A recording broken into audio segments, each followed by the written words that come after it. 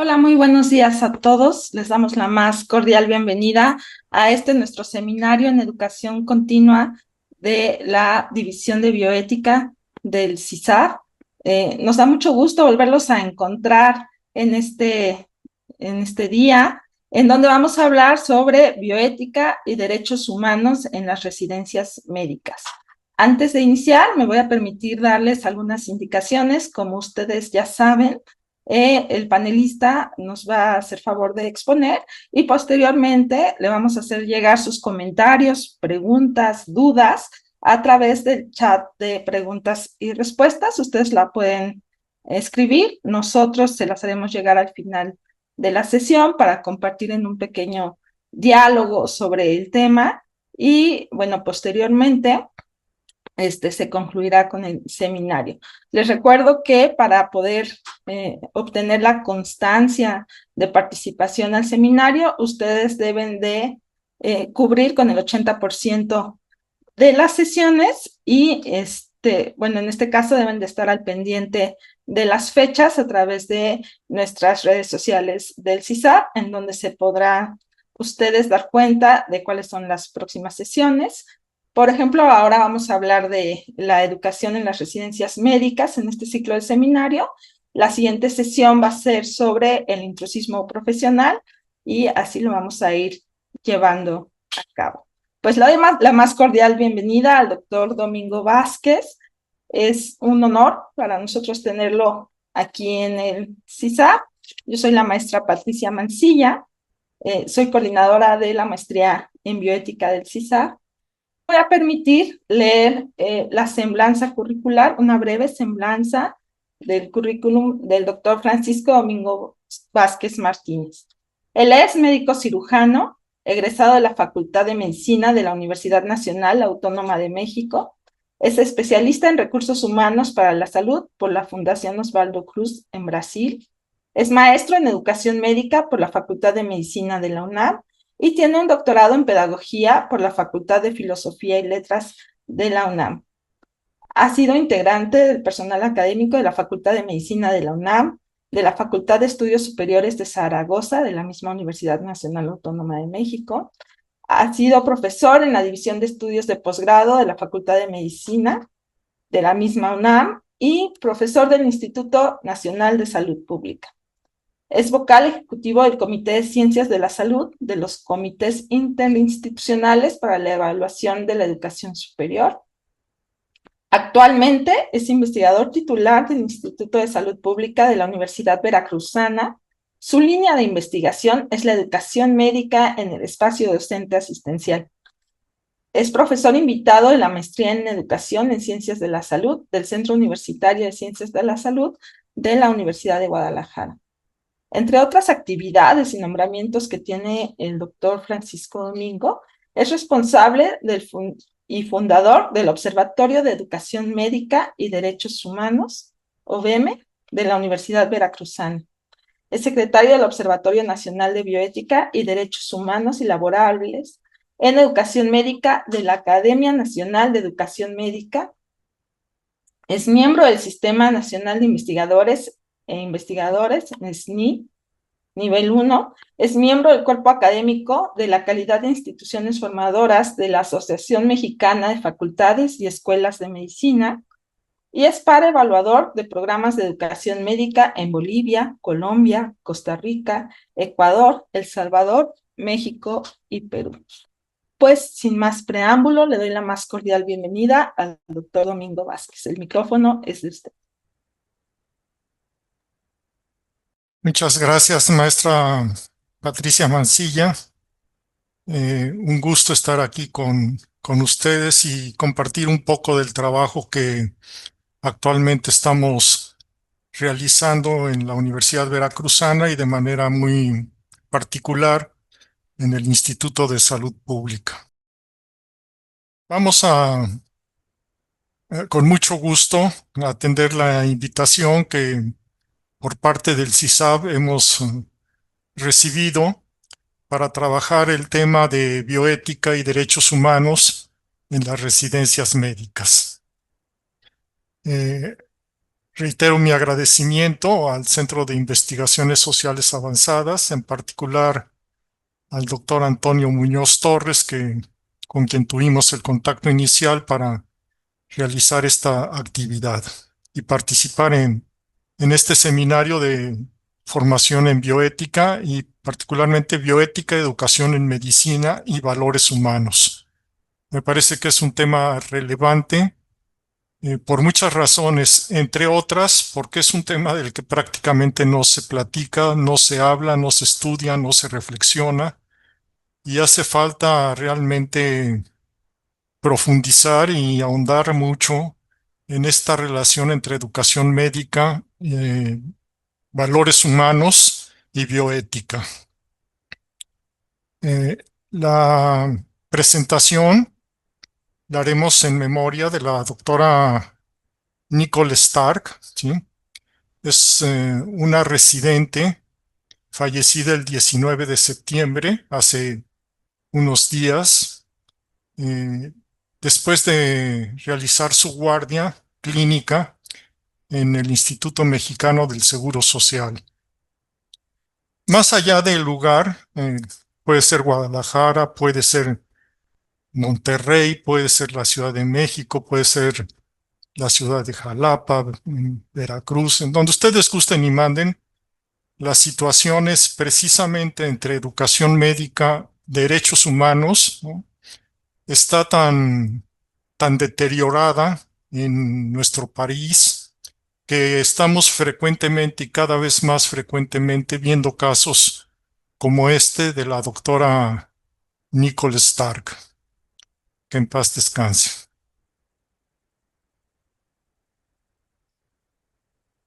¿Cuál es el objetivo de la presentación?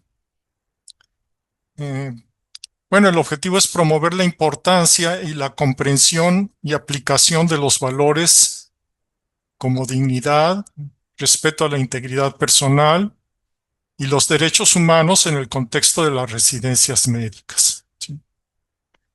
Es importante fomentar una práctica profesional ética, respetuosa y humanizada que garantice el bien integral de los futuros especialistas de las ciencias de la salud y de la comunidad en general, ¿no? Esto creo que es un objetivo muy atinado, ¿no? El objetivo eh, me fue dado a mí, no lo puse yo, ¿no? El CISAP, el doctor Antonio Muñoz me lo mandó. Bueno, este es el objetivo y me parece que es muy importante que vayamos trabajando para lograr precisamente comprender la importancia, ¿no? De los derechos humanos en la educación médica, ¿no? Vamos a platicar un poco de lo que son los antecedentes del espacio docente asistencial, de la ética docente asistencial, problemas de ética docente asistencial y algunas propuestas, porque es importante que cuando se plantean problemáticas, cuando se hacen diagnósticos, pues siempre hay una obligación, ¿no? Cuando realizamos un diagnóstico que conlleva pues el hacer una propuesta, ¿no? Creo que eso es fundamental y es un punto que trataremos aquí. En cuanto a la educación médica, sí, es importante que repasemos rápidamente cómo es que se forman los médicos, no solamente en México, cómo se forma el personal médico, médicas y médicos en prácticamente todo el mundo. Generalmente la formación profesional en medicina se desarrolla en dos etapas muy generales. La primera es una etapa que se desarrolla dentro de las instituciones educativas. Es una etapa en donde los estudiantes están en las facultades, en las escuelas de medicina, en los laboratorios, en las aulas, en las bibliotecas, dentro del campus universitario. Y conforme van avanzando en sus estudios, cada vez más van pasando a las instituciones de salud, ¿sí?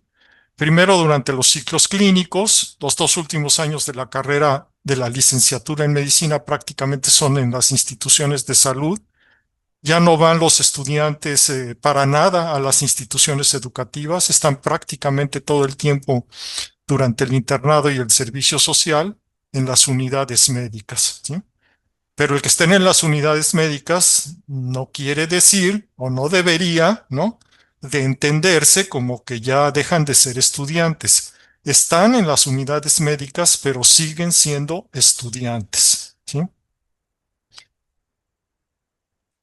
Aquí lo vemos de otra manera, de una manera más gráfica, ¿no? Ahí ven ustedes lo que es la educación médica en un rectángulo azul. Al principio la educación médica está totalmente dentro, incluida en la institución educativa, pero conforme se va avanzando, pues la educación médica va pasando de la institución educativa a la institución de salud.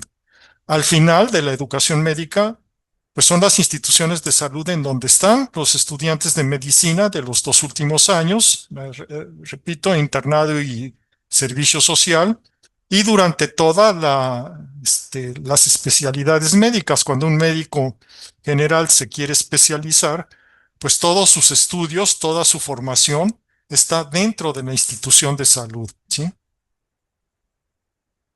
Aquí lo vemos de otra manera, ¿no? La institución de educación superior, que son los círculos amarillos, ¿no?, manda a sus estudiantes a las instituciones de salud, que son los círculos verdes, y se conforma un círculo, un espacio, ¿sí?, un espacio totalmente nuevo, que es un espacio docente asistencial.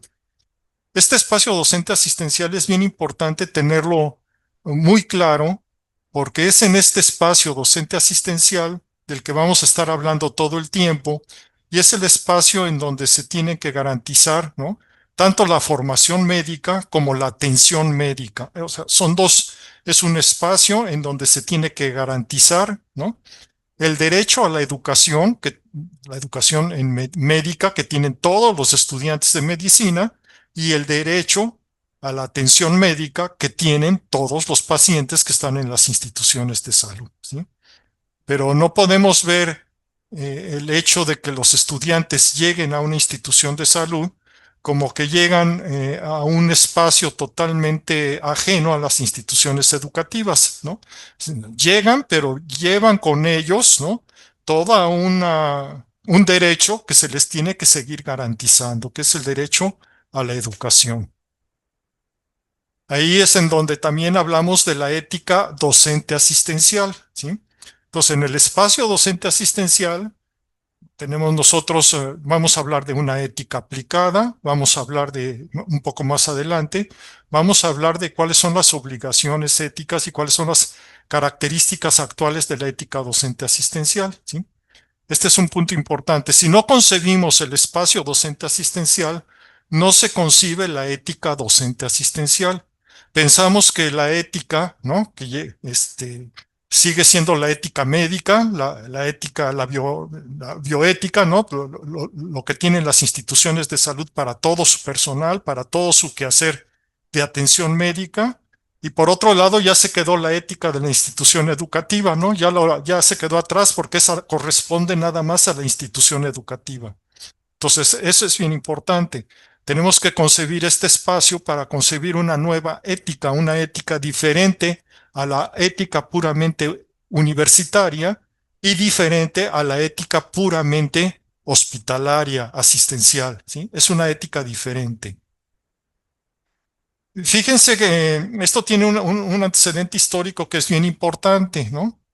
Yo diría que actualmente en el espacio docente asistencial, obviamente lo que hoy concebimos como espacio docente asistencial, pues tiene una ética, pero que viene de una ética desde finales del siglo XIX, ¿no?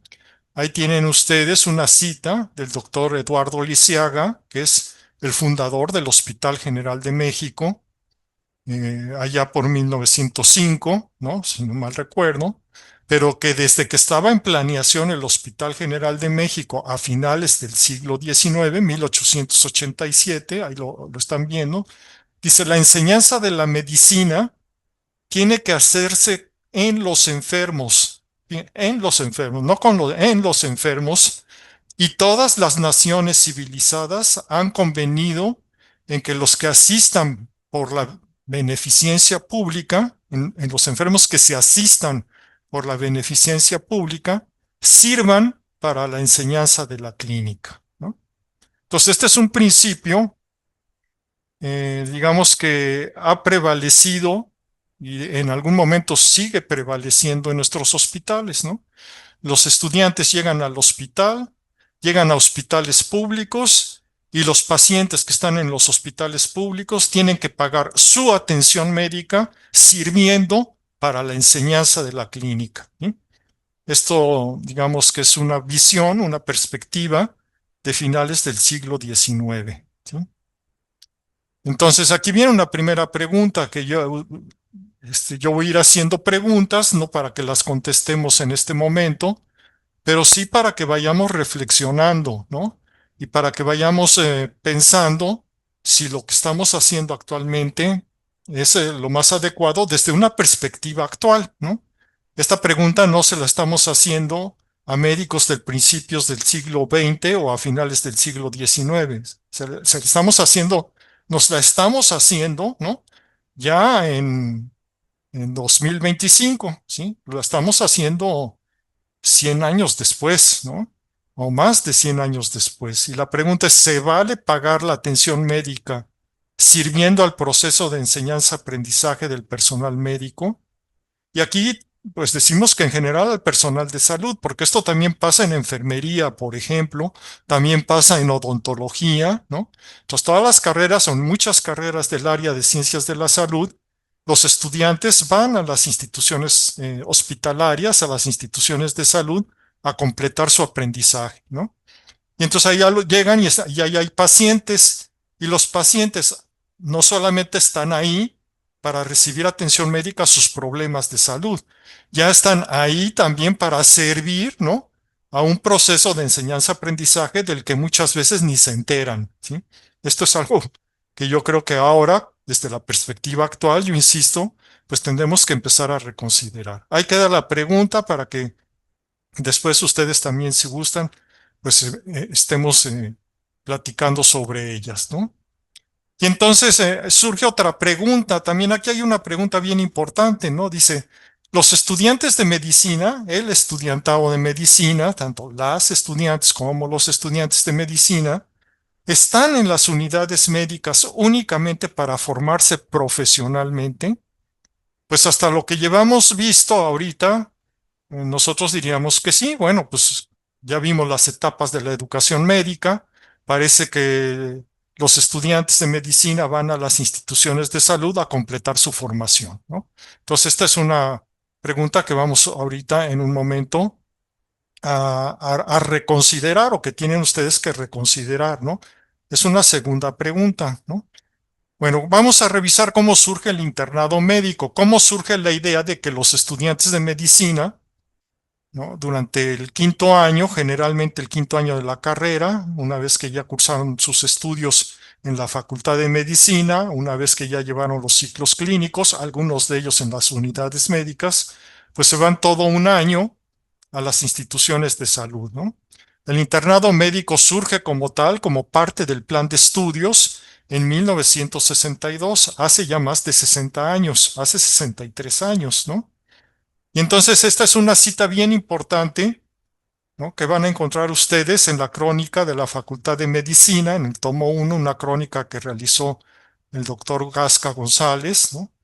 Y ahí está el documento, ¿no? Esto está citado textualmente, ¿no? Y lo vamos a leer. Dice, actualmente ningún hospital puede considerarse bueno si pretende, ¿no? Que sus servicios únicamente sean satisfactorios de las 8 de la mañana a las 14 horas, a las 2 de la tarde, sino durante las 24 horas del día, ¿no? Cosa que solo se ha conseguido con la realización del sistema de internados y residencias. Aquí ya surge otra idea, ¿no? Entonces, tal parece que el internado y la residencia no obedecen únicamente a una necesidad pedagógica, a una necesidad de formación, ¿no? Parece ser que también surge, ¿no? Ante una necesidad de atención médica, de fuerza de trabajo médico, de personal médico en las instituciones de salud, ¿sí? Recuerden que a mediados del siglo XX, 1950, 1940, 1960, ¿no? pues es cuando se forman la mayor parte de las instituciones de salud en el país, ¿no? Surge la Secretaría de Salud, surge el Instituto Mexicano del Seguro Social, surge el ISSSTE, bueno, todos los hospitales se crean alrededor de esa fecha. Y conforme se van creando hospitales, pues va creciendo la demanda de atención médica y la necesidad de personal médico, ¿no? Y entonces aquí ven ustedes, ¿no? Esta idea, ¿no? De que pues únicamente vamos a poder dar atención médica las 24 horas del día, los 365 días del año, si tenemos internos y tenemos residencias. Entonces ya parece ser que no solamente los médicos internos, o perdón, los estudiantes, los internos, los residentes, los pasantes, están en las instituciones de salud para completar su formación.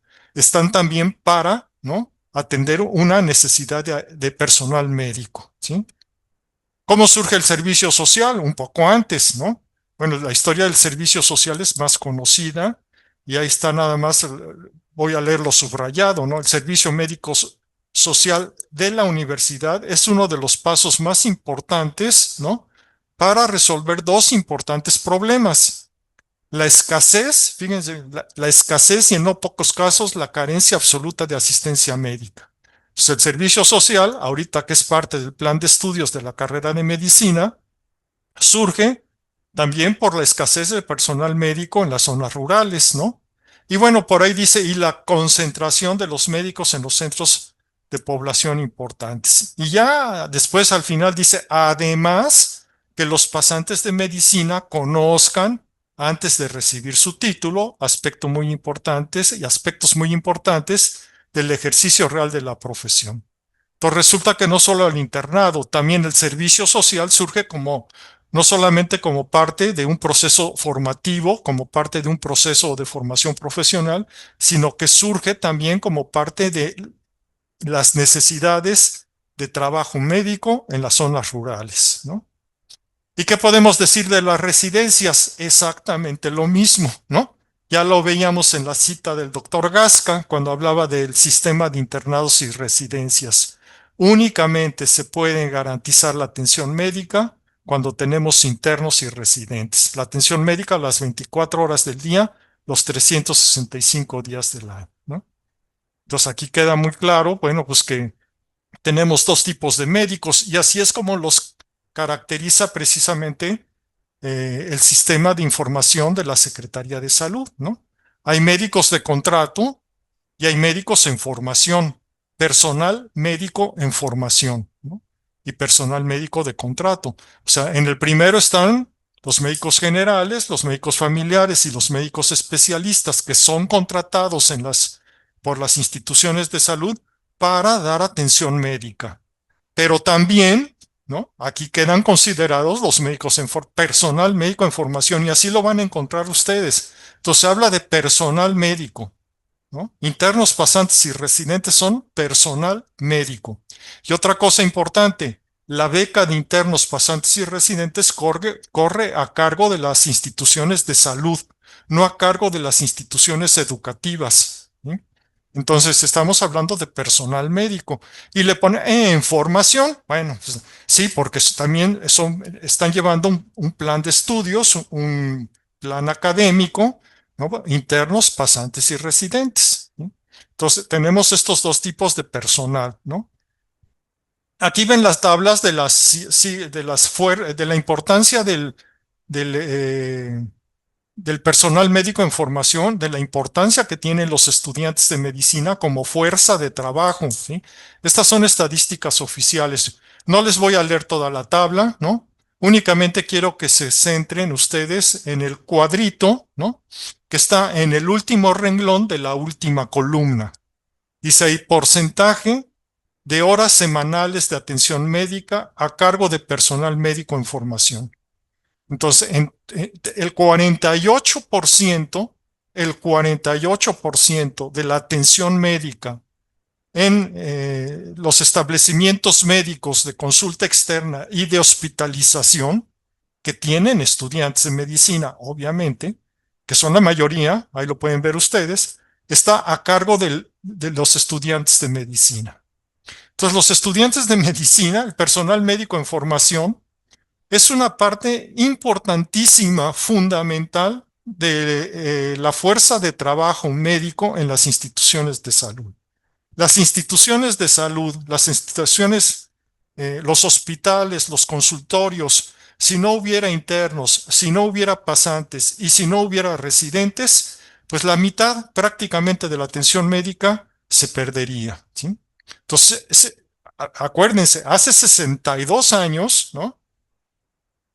En las crónicas de la Facultad de Medicina, lo que se decía, ¿no? La atención médica a las 24 horas del día, los 365 días del año, únicamente se puede garantizar con el sistema de internados y residencias. Y eso es lo que está pasando ahorita, ¿sí? Estamos garantizando la atención médica, ¿no? Con internos, con el sistema de internos y con el sistema de residentes, ¿no? Por lo menos la mitad de la atención médica. Esto habría que preguntarnos, es una pregunta importante, ¿no? Esto fue hace 62 años. Había no sé cuántas escuelas de medicina había en 1960. Yo creo que en México no había más de 8 escuelas de medicina. Ahorita tenemos alrededor de 160 escuelas de medicina en el país, ¿no? Entonces, siguen siendo las mismas condiciones, siguen siendo las mismas circunstancias. ¿No es hora de que ya revisemos esto del sistema de internados y residencias? ¿No? Vamos a ver un poquito qué es lo que pasa, no solamente desde el punto de vista cuantitativo, que ya vimos cuál es la importancia cuantitativa de los internos, de los residentes y de los pasantes. Vamos a ver qué es lo que pasa, ¿no? Aquí hay un estudio muy interesante, muy completo, que son las determinantes sociales en el sistema de salud mexicano, ¿no? Dice repercusiones y afectaciones en la salud de médicos residentes. Este es un trabajo del doctor Martín Acosta de la Universidad de Guadalajara, ¿no? Y él recogió testimonios, ¿no? Vamos textualmente a leer los testimonios que él recogió, ¿no? Dice, específicamente en este hospital, sin residentes e internos, no sé cómo funcionaría, porque a partir de las 4 de la tarde no hay médicos de base. Este fue un estudio que se realizó se publicó en el 2017, ¿no? Estamos hablando del 2016, estamos hablando, si quieren ustedes, de hace 10 años, ¿no? Pero pues vayan ustedes viendo si, y ahorita lo vamos a revisar, pues qué tan cierto sigue siendo esto o no, ¿no? Entonces, hay hospitales que si no fuera por los internos y los residentes, no funcionarían. Nos lo está diciendo un residente, ¿no? Nos lo dijeron las estadísticas, los datos oficiales, y nos lo dijo la planeación que se realizó hace 62 años, que así iba a ser, ¿no? Entonces no tenemos por qué sorprendernos de que esto pase así, ¿no? Es resultado de una planeación, ¿no? Este es el resultado. Dice, las guardias son jornadas demasiado largas. Incluso no es normal que una persona dure más de 24 horas despierta. Somos un riesgo para nosotros y para los pacientes. Entonces vayan viendo desde el punto de vista ético todos los... O sea, se trata nada más de que los pacientes sirvan para la formación de los pacientes. Ahora nos dicen los residentes, espérense, estamos aprendiendo con los pacientes, sí, pero somos un riesgo para ellos. Les causamos daño, esto está cuantificado, está dicho, ahorita lo vamos a ver. Somos un riesgo, no solamente un riesgo, somos agentes patógenos, como si fuéramos microbios, ¿no? ¿Por qué? Pues porque estamos dormidos, despiertos más de 24 horas, ¿no? Entonces, creo que, y claro, cuando los internos y los residentes llegan a las instituciones de salud, están al margen de todas las prestaciones laborales, porque son estudiantes. Entonces, no vas a trabajar 8 horas diarias. Tus jornadas son de 8, pero tus guardias son de tantas horas. El resultado es que trabajas 80 horas a la semana, ¿no? Entonces, el que un estudiante sea fuerza de trabajo no es nada más, pues sí está a las 8 horas y ya se fue, y con ellos estamos cubriendo los turnos matutinos, vespertinos, nocturnos, las jornadas acumuladas. No, estamos haciéndolos trabajar el doble, ¿no?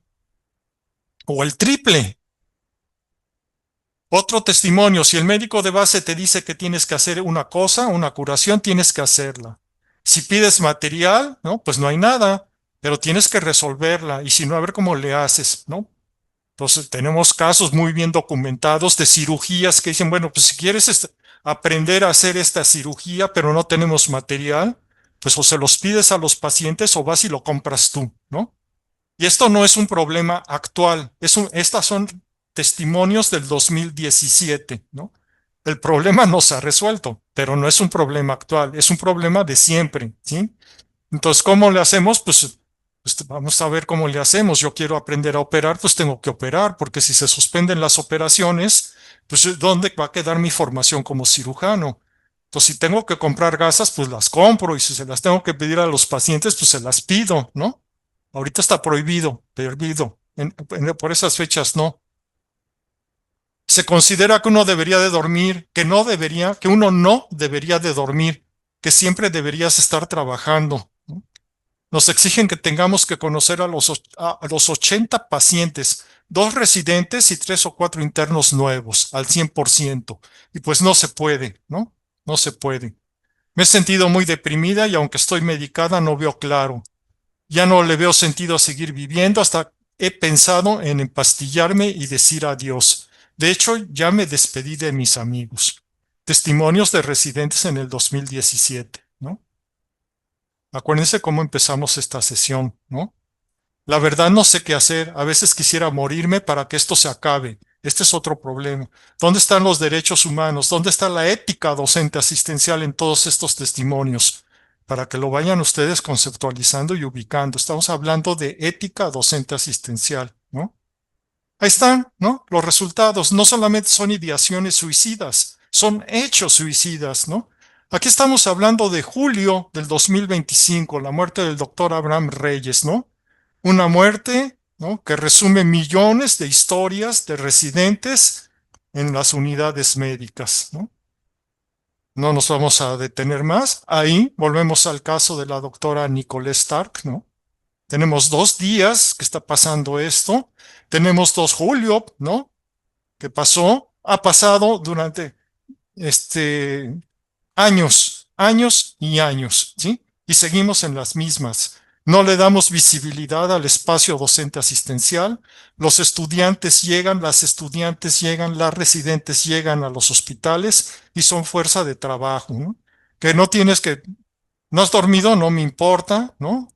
Entonces a la explotación laboral se suma el maltrato y se suma la violencia, ¿no? ¿Se vale aumentar la cobertura de atención médica de un país mediante estudiantes de medicina o estudiantes de ciencias de la salud? Esa es una pregunta que nos tenemos que hacer, y es una pregunta que no podemos dejárnosla de plantear, ¿no?, de manera permanente, ¿no? Es una cuestión de vida o muerte, lo estamos viendo, y de ahorita, de hace 2 días, ¿no? ¿Cuántos estudiantes o cuántos residentes están en este momento, ¿no?, con ideaciones suicidas? Porque pues no salieron todo el fin de semana, ¿no? Acuérdense que las jornadas tú entras el domingo, por ejemplo, vamos a pensar en un residente que entró a su turno el domingo, el día de ayer, ¿no? Le tocó jornada, el fin de semana. Entra a su turno, entró ayer a las 8 de la mañana, ayer domingo. Sale de su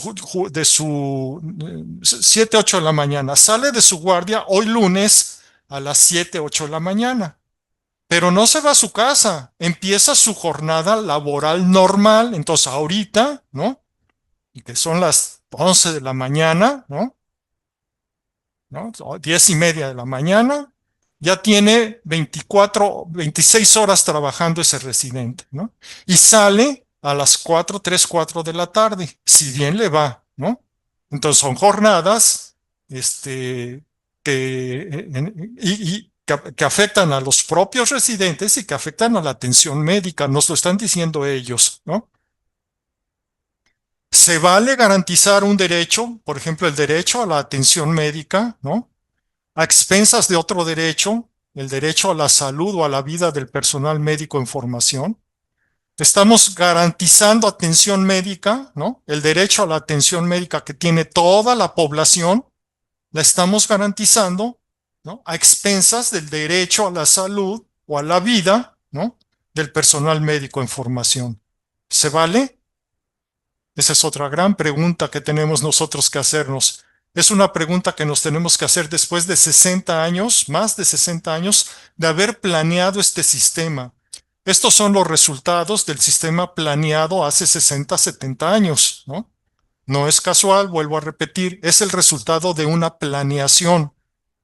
Así se quería que funcionaran las cosas. Tenemos que preguntarnos, ¿debemos de seguir con esas ideas? ¿No es hora ya de plantearnos estas preguntas?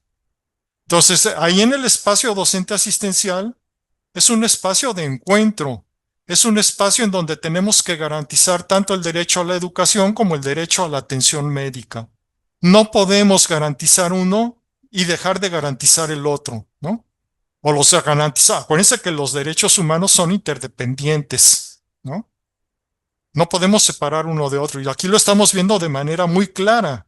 Si no garantizamos el derecho a la educación de los residentes, pues ellos van a causar daño durante la atención médica. Y si no garantizamos el derecho a la atención médica, pues con personal médico, lo queremos garantizar con estudiantes, con personal médico en formación, pues tampoco lo vamos a poder garantizar, ¿no?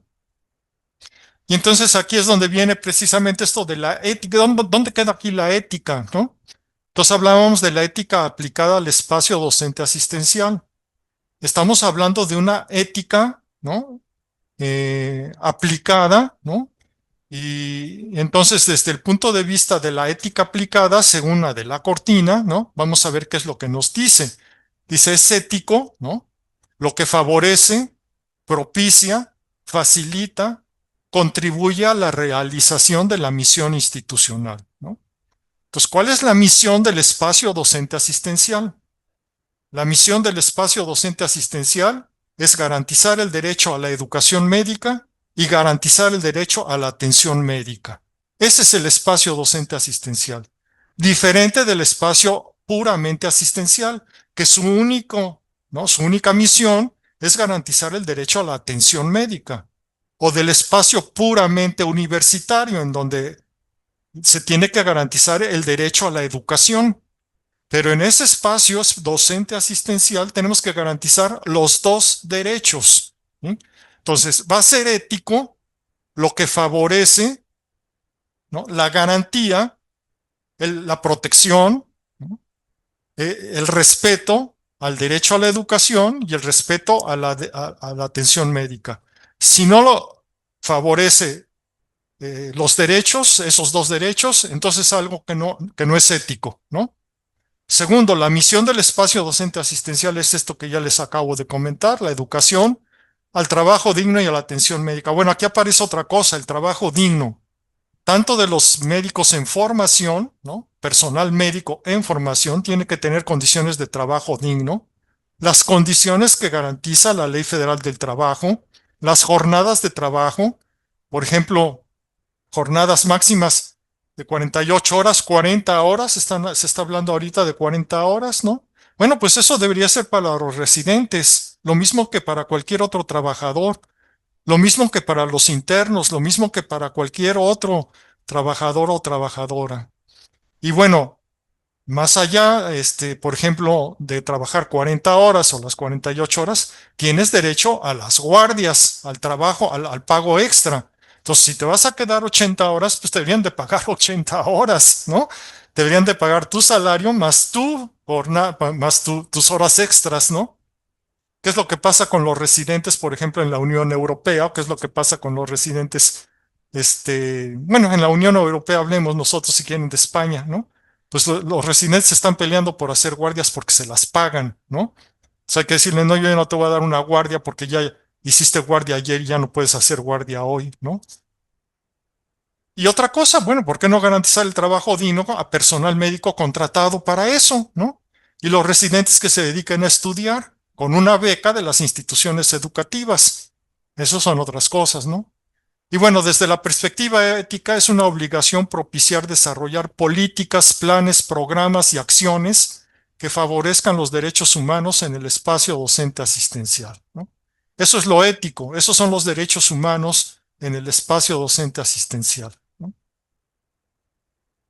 Veo por ahí una mano levantada de Yasmín Acosta. Si quieren, oímos la pregunta. No sé si la conteste en este momento, pero sí la contesto al final para que no se queden con las dudas. Entonces, adelante con quien tiene o no sé, doctor Antonio Muñoz, usted dígame, Sí, ustedes, ¿cuál es la costumbre? los invitamos a escribir sus preguntas a través del chat de preguntas y respuestas, porque la sala no nos permite habilitar los micrófonos. Entonces, Ah, la comunicación es escrita a través de nuestro chat, por favor. gracias, maestra Patricia. Sí. Bueno, miren, ¿qué es lo que pasa entonces con los pacientes? Porque ya vimos qué es lo que pasa con los estudiantes, ya vimos qué es lo que pasa con los médicos en formación, pero vamos a ver ahora qué pasa con los pacientes, ¿no? Entonces, fíjense, y vamos a ver qué es lo que pasa con los pacientes únicamente, hay muchas fuentes, pero únicamente a través de lo que dice la Comisión Nacional de Derechos Humanos o las comisiones estatales de derechos humanos, ¿no? Aquí lo que yo les pongo en la diapositiva dice recomendación número 28 de 1997. 1997. Estamos hablando de finales del siglo pasado, ¿no? Tal vez muchos de los que estén aquí oyendo esta conversación todavía ni habían nacido, ¿no? Porque estamos hablando de hace, pues 28 años ya, ¿no? Entonces dice, primera recomendación explícita por falta de supervisión de médicos internos y residentes. Al ratito vamos a ver en qué consistió la recomendación, pero pues se complicó, una paciente se murió y después cuando se hacen las investigaciones lo que se ve es que la atendieron internos o residentes sin supervisión y la paciente falleció, ¿no? Entonces, ¿qué es lo que pasa? Lo sabemos desde hace 28 años, ¿sí? No se trata nada más de que los pacientes sirvan para el proceso educativo. Esta paciente sirvió para el proceso educativo, pero miren lo que pasó, ¿no? ¿Por qué? Porque no tenía profesores, no tenía supervisores. ¿Por qué? Pues porque no se reconoce la figura del profesor en el espacio docente asistencial.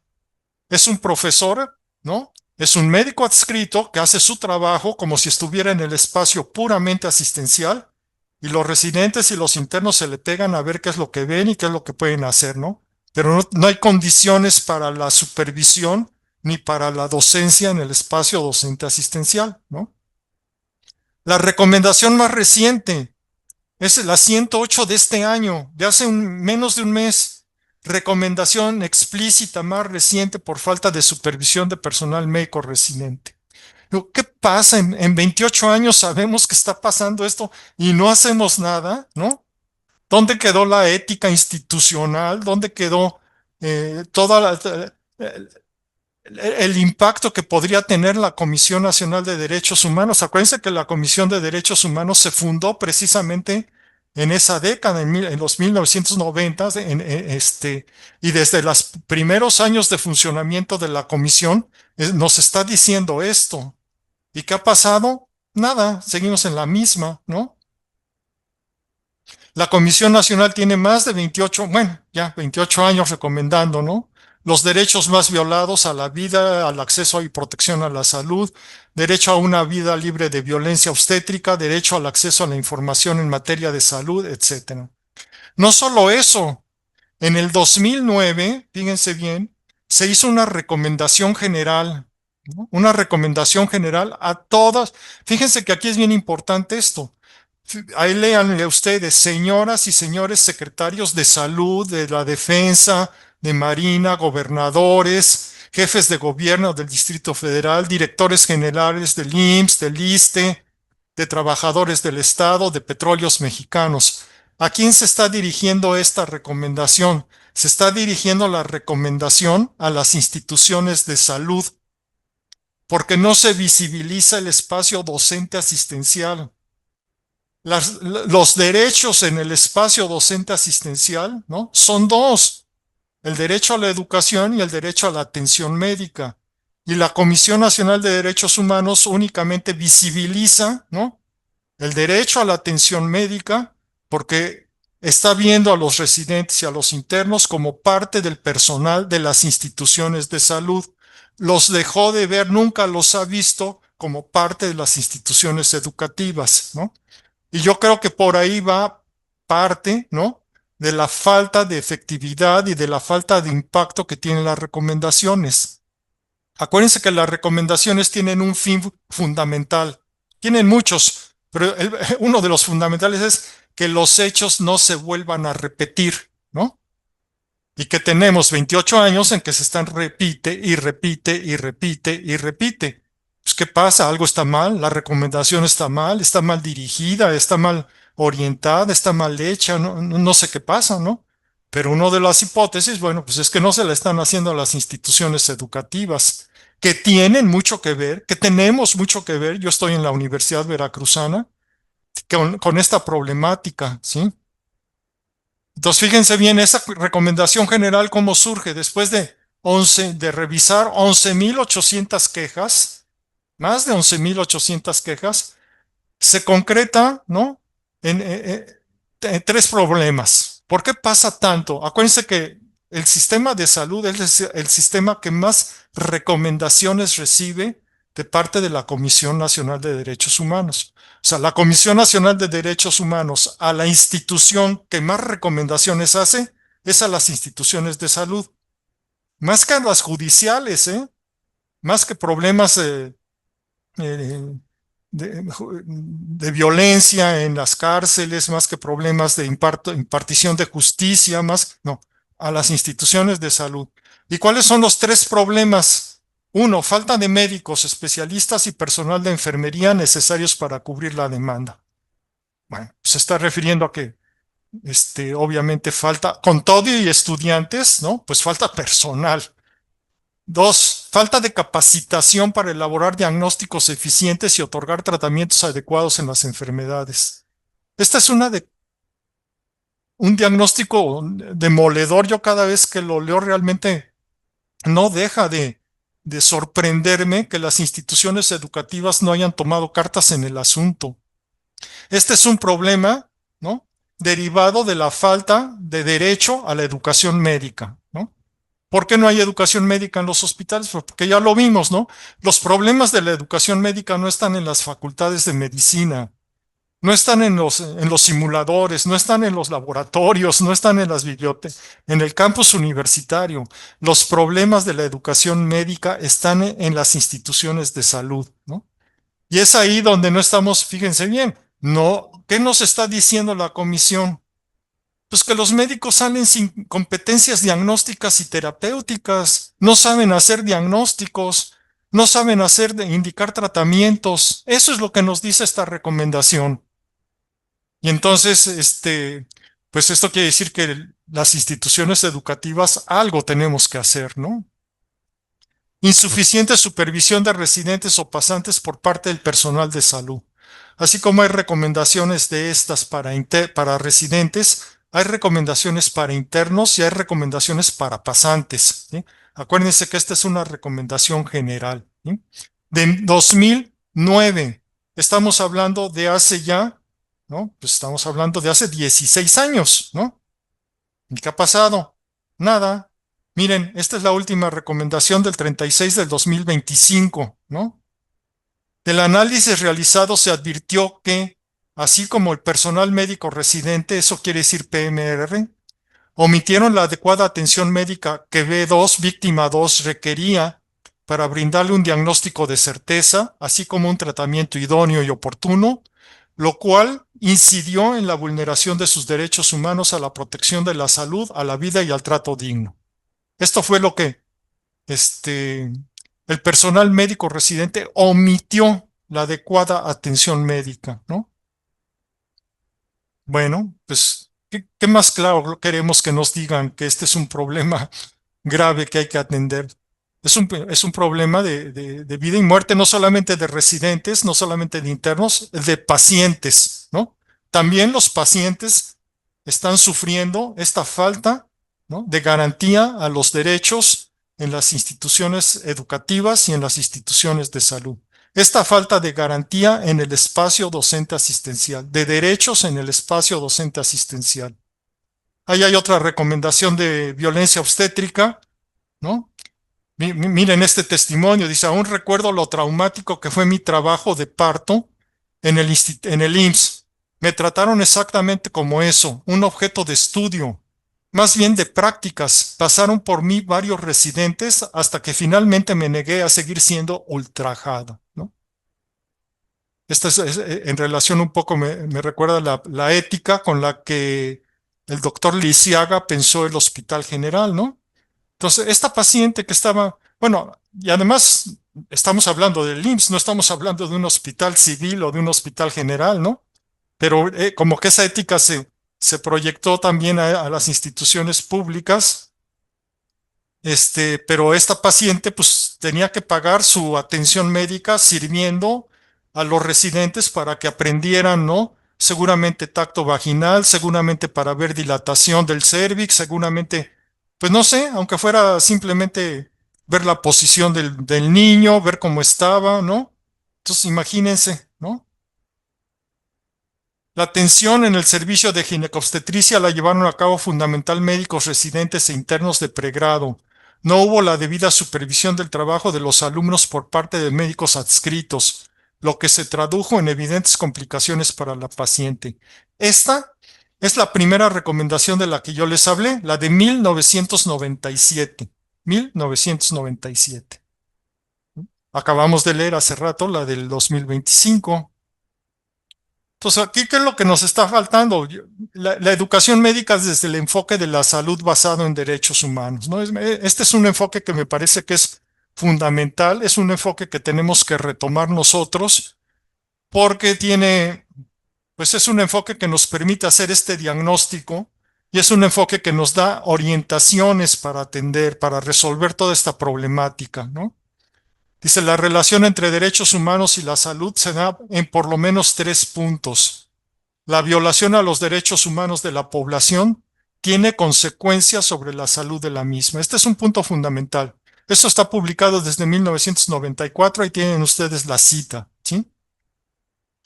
De Justin Mann, ¿no? Él fue el que planteó este enfoque desde hace ya, pues casi desde antes, fíjense, de que saliera la primera recomendación de la Comisión Nacional de Derechos Humanos, ¿no?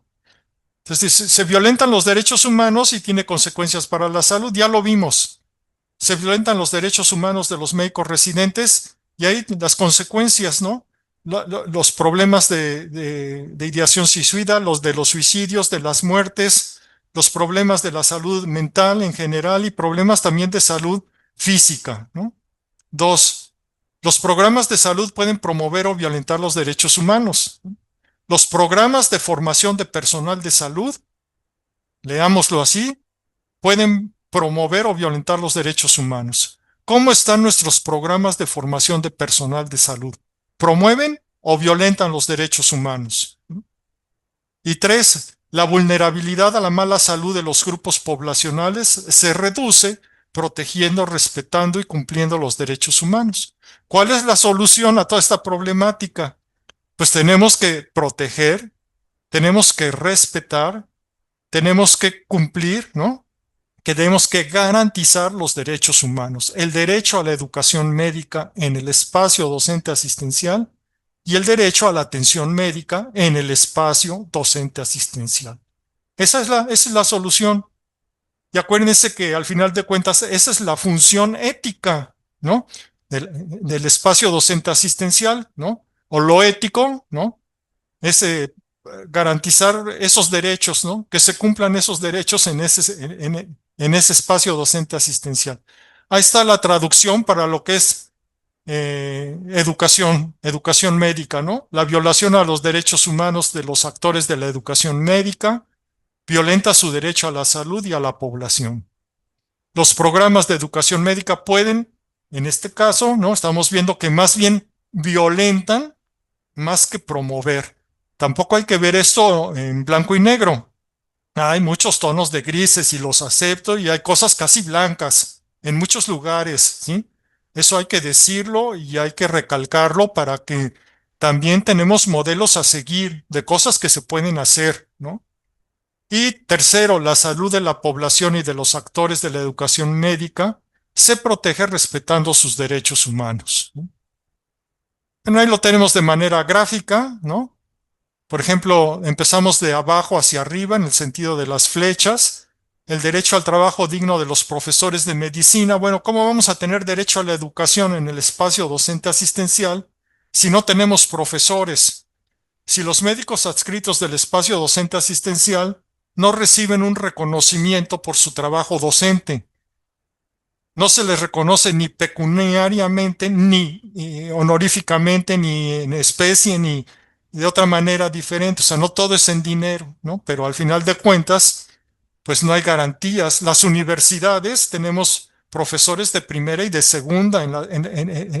Tenemos los profesores de primera en las instituciones educativas. Cuando vas a la facultad, entras a tu salón, ¿no? Das tus horas de clase, tienes ya tu pago, tienes tus derechos, tienes tu sindicato, tienes, no sé, todo lo que tiene cualquier profesor. Ah, pero tú eres un profesor en el espacio docente asistencial y pues no, no se te reconoce nada. Es más, apúrate porque ahí hay una cola de 50 pacientes que están esperando la consulta. Apúrate porque en el quirófano tenemos que trabajar, tenemos que operar a este paciente, ¿no? Entonces, ¿dónde quedó el derecho al trabajo digno de académico en el espacio docente asistencial? Derecho a la educación, eso no nos garantiza el derecho a la educación. Y si no garantizamos el derecho a la educación del personal de salud, pues nos vamos hasta arriba. Derecho a la atención, a la salud tampoco lo garantizamos. Estamos en una cadenita de violaciones a los derechos, pues que nos está llevando precisamente a estas situaciones que nos está diciendo la Comisión Nacional de Derechos Humanos con los pacientes, o lo que estamos viendo con nuestros estudiantes, ¿no?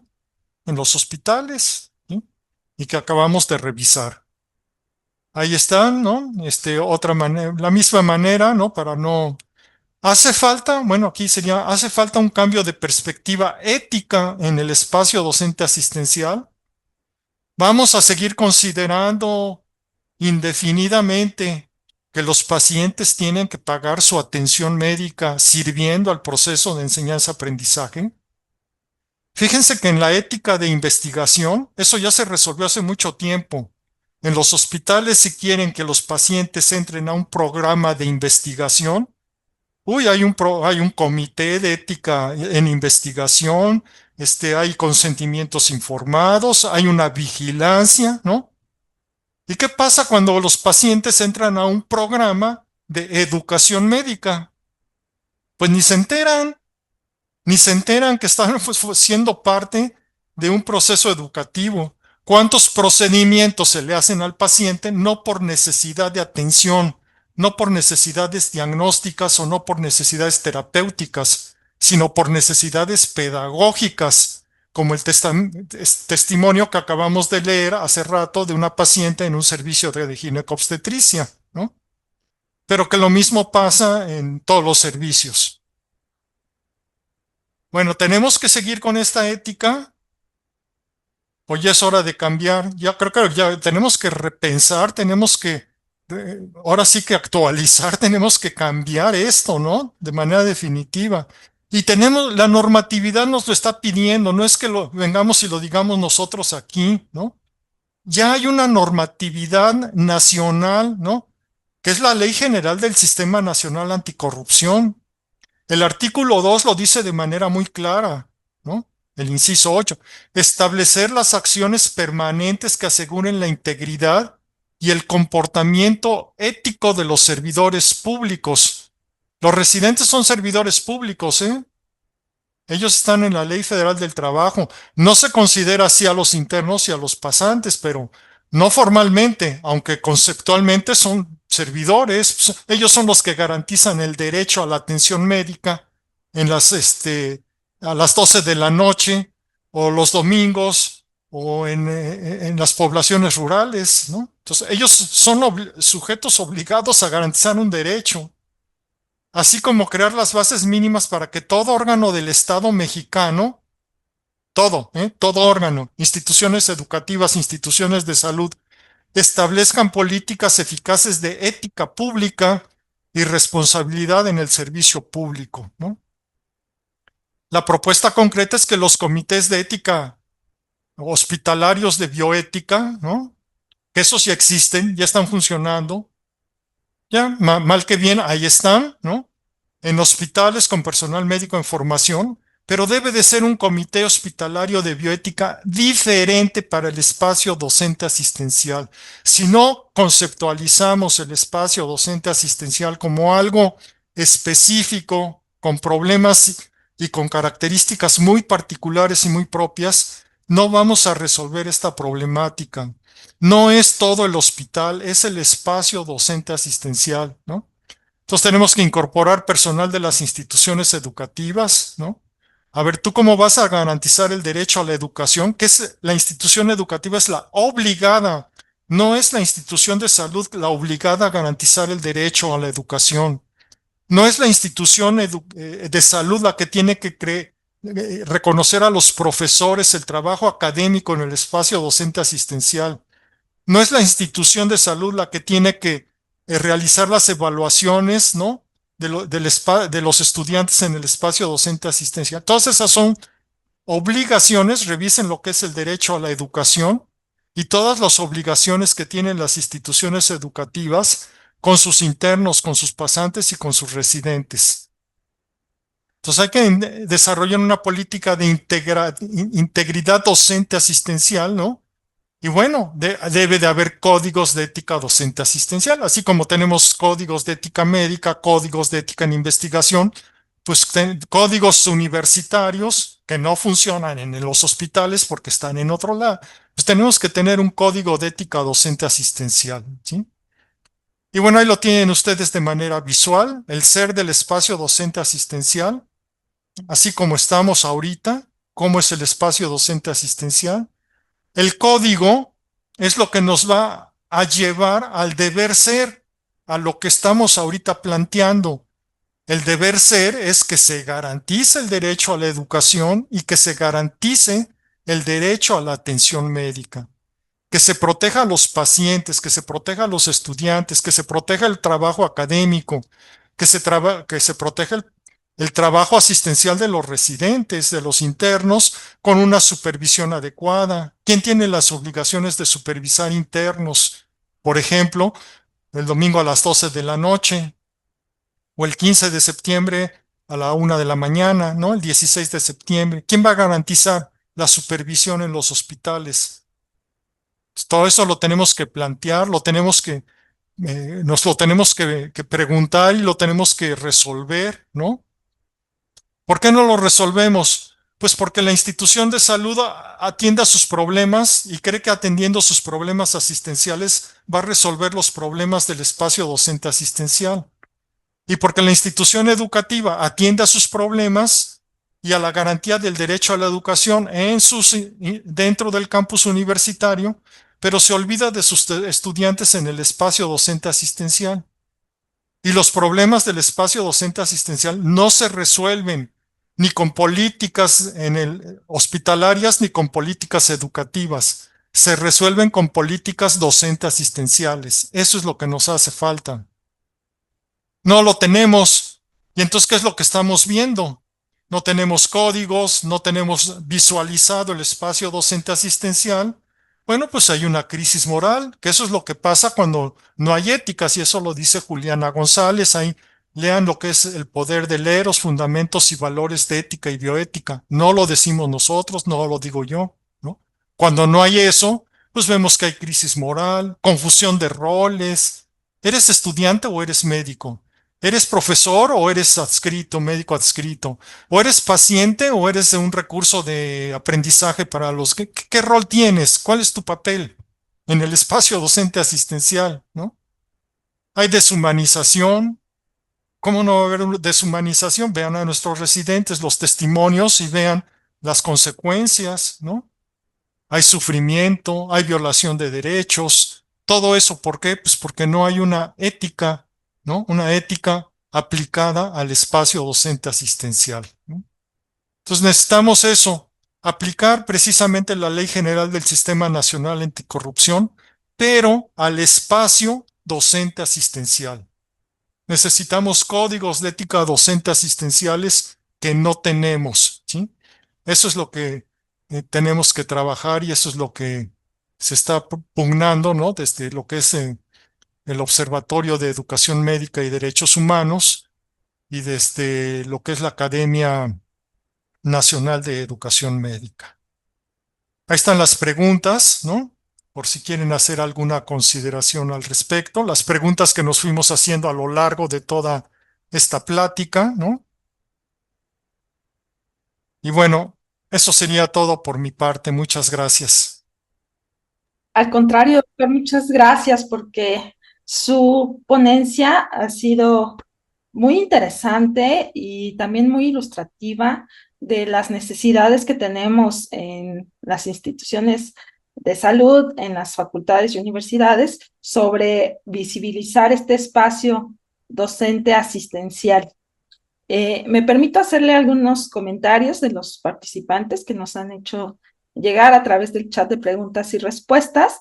A los mismos participantes les indico que la manera de interactuar es a través de este chat que ustedes pueden ubicar en la parte inferior de su pantalla, en donde está la cajita con el signo de interrogación, y ahí podemos leer sus comentarios. Bien, primero nos comentan que si es necesario considerar el síndrome de burnout. Sí, definitivamente. Y hay muchos estudios, ¿no? Hay muchos estudios relacionados entre el burnout y el desgaste, perdón, en médicos residentes, en internos, menos en pasantes, pero también los hay. Y bueno, los resultados siempre han sido en el sentido de que la mayor parte de la población del personal médico en formación presenta síndrome de burnout, síndrome de desgaste. Y el desgaste, acuérdense que una de las características del desgaste es precisamente la despersonalización, ¿no? Entonces ya no vemos a los pacientes como personas, ya los vemos como un problema más que hay que sacarnos de encima cuanto antes, ¿no? Y esa es parte de la deshumanización de la atención médica, ¿no? Y es de algo de lo que los servicios de salud en nuestro país pues reciben muchas quejas, ¿no? La falta de comunicación por el burnout, el desgaste profesional, ¿no? Y entonces sí, definitivamente hay que considerarlo. Sí, de acuerdo. ¿Cómo pedir un trato o un cuidado humanizado si los médicos no tienen precisamente este mismo cuidado humanizado de parte de las instituciones en las que están laborando? Bien, también nos comentan que qué opina usted de que a los estudiantes se les imparta la materia de bioética, pero no de manera superficial, sino con profundidad. Miren, yo creo que la bioética y la ética en general, ¿no? Se aprende más por modelación, por el ejemplo, ¿no? Que llevando clases de bioética, ¿no? No quiero con esto decir que no se tenga que llevar, ¿no? Una materia que nos haga leer autores sobre bioética, los principios, los tipos. Eso es fundamental. Hay claro que hay que enseñar bioética, pero de nada sirve enseñar bioética y un plan completito de estudios de bioética, si el ejemplo que estamos viendo, ¿no? En las unidades médicas, en las instituciones de salud, en la manera en que atendemos a nuestros pacientes, pues no respeta esos principios de la ética y de la bioética, ¿no?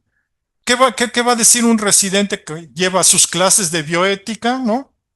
Y cuando llega el adscrito le dice, pues ahí te quedas en urgencias y si pasa algo vas y me despiertas, pero piénsala antes de despertarme, ¿eh? Porque si vas y me despiertas y fue en balde, pues te vas a quedar otra noche guardado o guardada, ¿no? No vas a salir. Sea, hay castigos, ¿no? Hay privación de la libertad.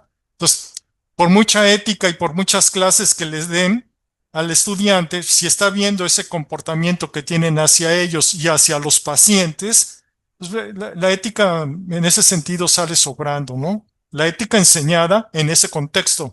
Por eso hay que ir cambiando los contextos para que realmente la enseñanza de la ética sea efectiva. Claro, porque el testimonio arrasa, ¿no? No se puede decir o no puede quedarse solo la ética en la discusión, sino que debe de ser un ejemplo. Bien, nos comentan también que sin duda en las residencias médicas como mecanismo de enseñanza son muy valiosas y sobre todo en los hospitales de escuela, ¿no? Pero en estos mismos se ven casos en los que las condiciones, bueno, usted ya las describió, pero la inquietud es cómo terminar con la corrupción de este sistema de salud que impide a los médicos residentes, internos, de base, a realizar con calidad su trabajo, ¿no? Y en este mismo sentido, si existe algún sistema en donde se sancione o se haga justicia por estos casos que se presentan. Bueno, ¿cómo terminar? Creo que ya más o menos esbozamos al final de la plática una idea de cómo consideramos nosotros que se podría ir, digamos que avanzando en la solución de estos problemas. Recuerden que los derechos humanos tienen una característica muy importante y que es la progresividad. Los derechos humanos no los vamos a poder garantizar de un día para otro. No los vamos a poder garantizar con una sola decisión. Es un camino. Lo importante es que empecemos ese camino, que demos el primer paso. Creo que ahí ese es el gran desafío, ¿no? Y yo creo que, por ejemplo, seminarios como este que organiza el CISAB, pues es un primer paso. Es un primer paso que al que darle, hay que dar el segundo, ¿no? Porque si nos quedamos en el primero, ahí sí ya de alguna manera ya fallamos, ¿no?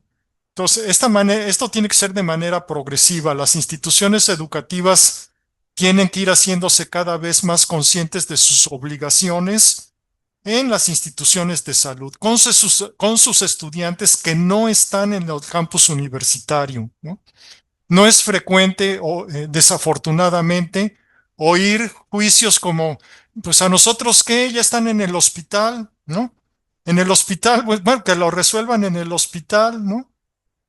Por ejemplo, tenemos casos de acoso en donde las residentes, si van y se quejan en el hospital, dicen, "No, tú no eres parte del personal", entonces, como en la unidad de género, pues atiende los problemas del personal de salud, ¿no? O una interna, ¿no? Y entonces va a la universidad con la unidad de género y dice, oiga, es que me pasó esto. No, pero eso pasó fuera del campus universitario. Ya no es de mi ámbito. No estamos viendo el espacio docente asistencial. Tenemos ahí estudiantes de medicina, de enfermería, tenemos estudiantes de QFB, tenemos estudiantes de nutrición, tenemos estudiantes de química clínica, fuera del campus universitario. No tenemos por qué dejar de garantizarles el derecho a la educación a esos estudiantes, ¿sí? Yo creo que eso es un primer paso, digamos, por parte de las instituciones educativas, por parte de las instituciones de salud, pues también tienen que ser conscientes que hay un espacio que no es el puramente asistencial, en donde también hay estudiantes, que debe de haber profesores, que debe de haber supervisores, que hay otras condiciones diferentes para la atención de los pacientes, y mientras no tengamos claro eso, pues va a ser muy difícil que podamos ir resolviendo estos problemas, ¿no? Sí, de acuerdo. Bien, hay algunas preguntas que con su comentario acaba de responder, como qué acciones concretas se pueden implementar en las instituciones para asegurar que la formación médica respete los principios bioéticos y los derechos humanos. O u otra pregunta que nos dice, ¿cuál es el papel del Consejo de Salubridad General en la creación e integración de estas políticas o de estos códigos? Yo creo que el Consejo está tomando, por ejemplo, en la última sesión que tuvo, creo que fue a principios del mes de agosto, si no mal recuerdo, sacó un acuerdo, ¿no? Todos los secretarios de salud de México, de todas las entidades federativas, ¿no? Tienen ahorita una obligación, ¿no? De crear espacios educativos seguros, sanos, espacios académicos sanos dentro de las instituciones de salud. Creo que esa es una primera, eh, un avance, ¿no? Me parece que ya también en lo que es la Dirección General de Calidad y Educación en Salud de la Secretaría de Salud se está poniendo mucha atención ¿no? A crear espacios académicos, espacios educativos sanos, seguros, ¿no? Entonces, esto sí tienen un papel importante. Creo que otro papel importante también lo tiene la Comisión Interinstitucional para la Formación de Recursos Humanos para la Salud. De hecho, esta comisión es un esbozo, ¿no? Del tratamiento de lo que del espacio docente asistencial, ¿no? Ahí es donde se ven ahorita, digamos que de una manera un poco yo diría que cuantitativa, ¿no? Los problemas, cuántas plazas tienes para internado, te van tantos internos, cuántos residentes, haz el examen de residencias, cuántos residentes de anestesio tienes, cuántas plazas para residentes de esto tienes. Entonces, esa parte del trabajo que realiza la Comisión Interinstitucional es muy importante, es muy operativa, muy necesaria, ¿no? Pero yo creo que la Comisión Interinstitucional también debería de ir poniendo más atención en este tipo de situaciones. Creo que a la comisión le correspondería hacer visible el espacio docente asistencial y a la comisión le corresponde empezar a crear comités de ética docente asistencial. Y de acuerdo. Hay algunos testimonios que nos comparten. Bueno, primero hay muchas felicitaciones, doctor, por su ponencia. Y uno de los testimonios dice, tal vez la parte medular consiste en establecer los límites de las acciones de los residentes, tomando en cuenta sus derechos humanos y confrontarlo contra el derecho de los pacientes a ser atendido con calidad. El dilema es difícil de resolver. En mi hospital, a partir del año pasado, se incrementaron el número de residentes a 12 por año. Eran 4. Hacen guardias una cada semana. Acaban de correr al jefe de servicio de gineco por muy rudo y ahora que no está el doctor, están bien relajados.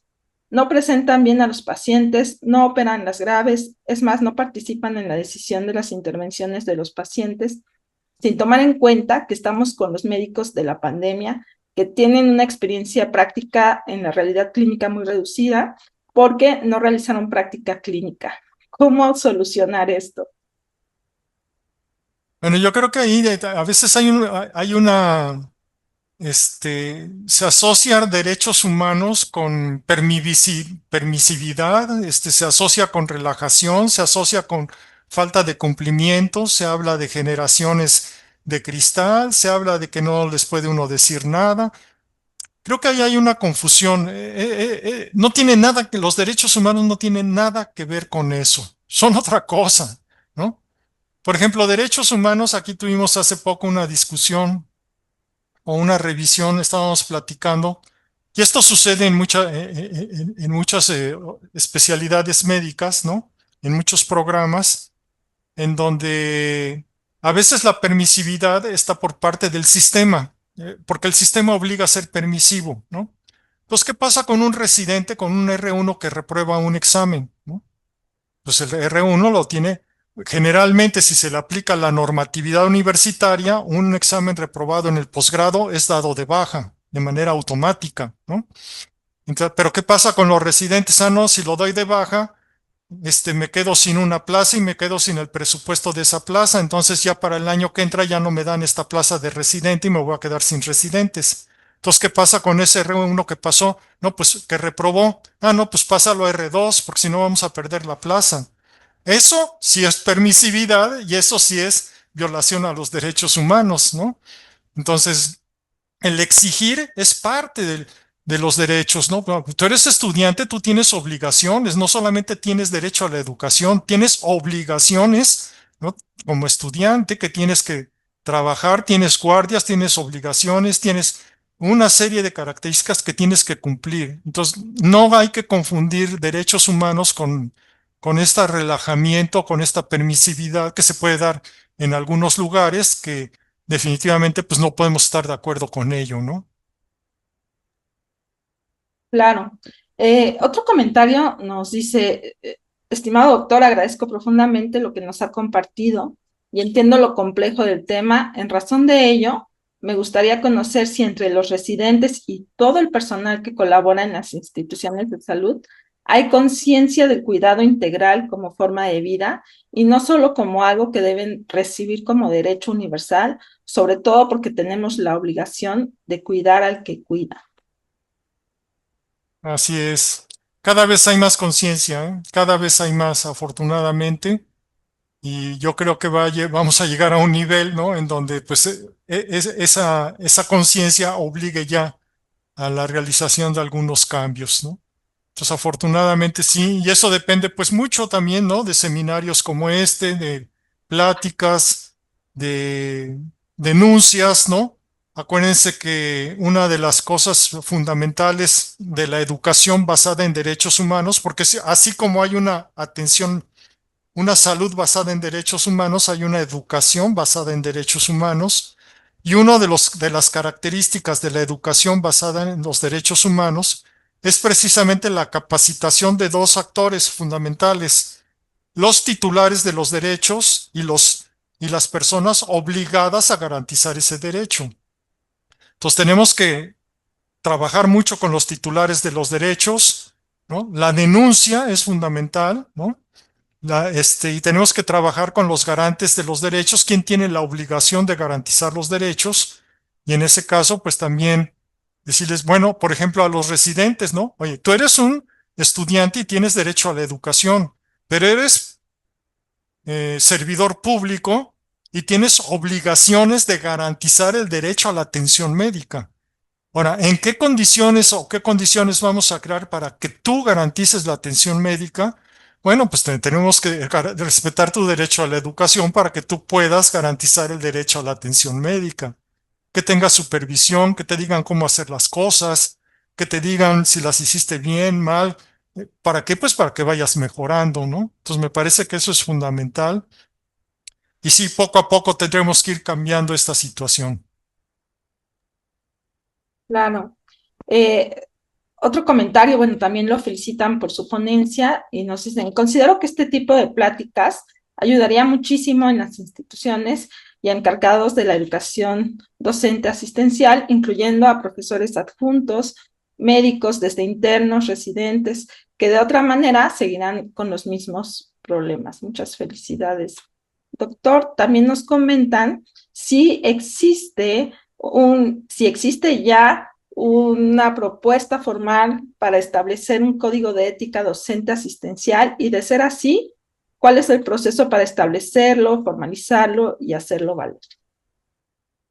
Bueno, nosotros acá en lo que es el Observatorio de Educación Médica y Derechos Humanos, nosotros hacemos un foro anual y el segundo foro anual, ahorita ya vamos en el séptimo, hace 5 años, hicimos un foro sobre ética docente asistencial. Hicimos la propuesta de un código, se trabajó en talleres, se hicieron 2 o 3 borradores. Después la propuesta se llevó a la Academia Nacional de Educación Médica y Educación Profesional Continua. Y el código, ahí está, va avanzando mucho más lento de lo que quisiéramos. No se le ha dado, no hemos podido dar el impulso que quisiéramos, pero sí, sí se ha estado trabajando de alguna manera en la creación de un código como este.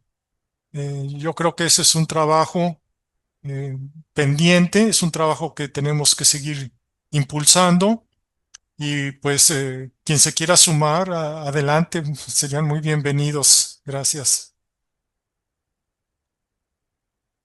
Muchas gracias, doctor. Pues hay muchas felicitaciones, otras dudas también.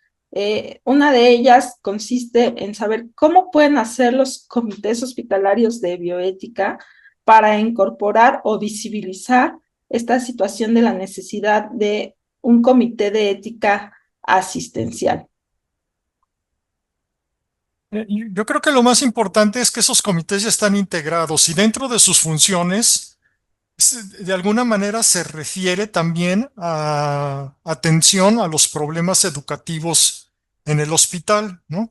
Yo creo que esa parte habría que retomarla, habría que enfatizarla, habría que desarrollarla más e invitar, ¿no?, a personal de las instituciones educativas a integrarse al comité, porque acuérdense que un comité de ética hospitalaria, pues ve los problemas del hospital, pero sí necesitamos a lo mejor un subcomité para no armar otro comité aparte, ¿no?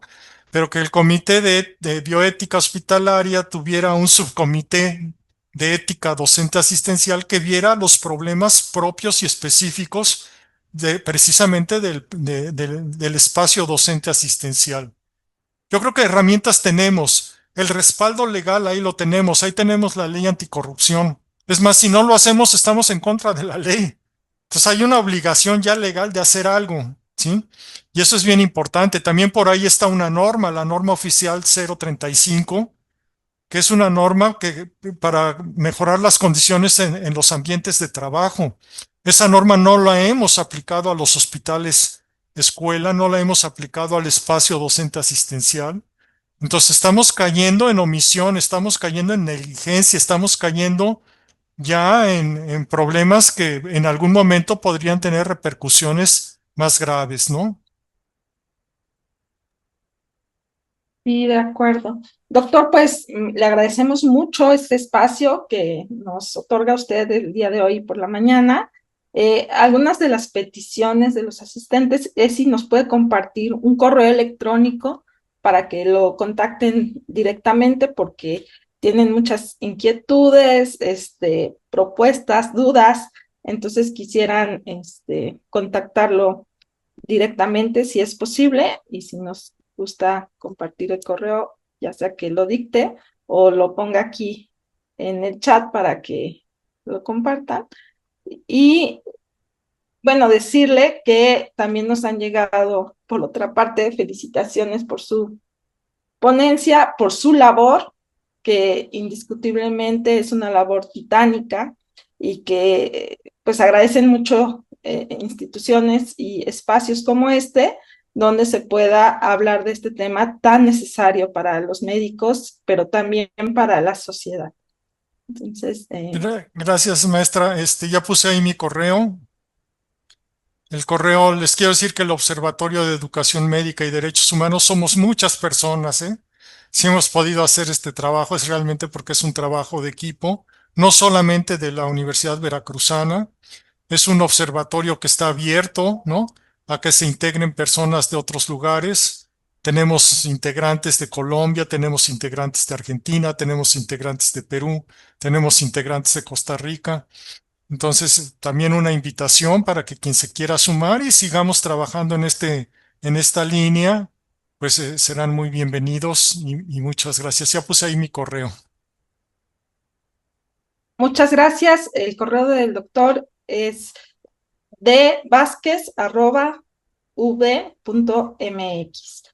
Muchísimas gracias, doctor. Muchísimas gracias a todos los asistentes de esta mañana en nuestro primer seminario de este nuevo ciclo de educación continua en bioética. Ustedes pueden revisar la presentación nuevamente en las redes sociales del CISAP, en nuestra página de YouTube, en Facebook se queda desde el día de hoy, en YouTube lo encuentran a partir del día de mañana y los invitamos a que estén pendientes de nuestros próximos eventos. También pueden ustedes ingresar a nuestro sitio web www.cisap.mx para que se registren y les llegue toda la información de nuestros seminarios.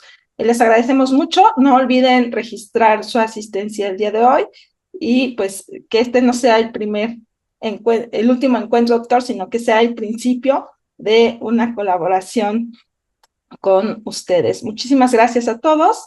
Hasta Gracias. la próxima. Muchas gracias.